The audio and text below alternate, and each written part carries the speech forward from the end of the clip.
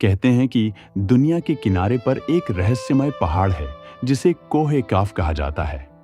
वहां बादल जमीन को छूते थे, झरने चांदनी में चमकते थे और जादुई प्राणियों का बसेरा था। उसी पहाड़ के दामन में एक बहादुर लड़की झरा अपनी नानी के साथ रहती थी। झरा दिल की साफ और हिम्मत वाली थी, मगर उसके दिल में एक इच्छा थी। वह कोहे काफ की छोटी देखना चाहती थी। गांव वाले उसे डराते थे।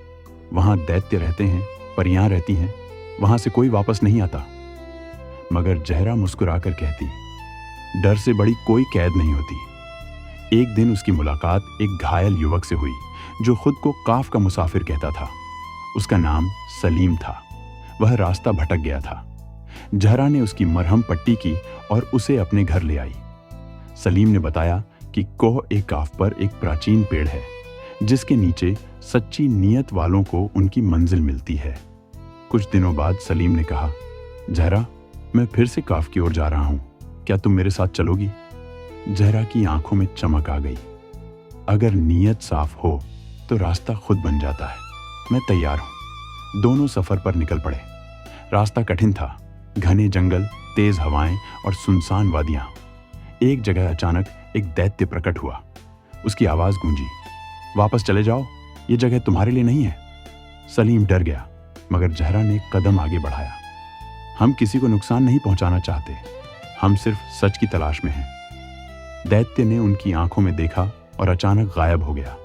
दरअसल वह एक परीक्षा थी। आगे बढ़ते हुए सलीम का हौसला टूटने लगा। शायद हम गलती कर रहे हैं, जहरा ने दृढ़ आवाज में कहा। दोस्त वही होता है जो मुश्किल में हिम्मत दे। मैं तुम्हें अकेला नहीं छोड़ूंगी।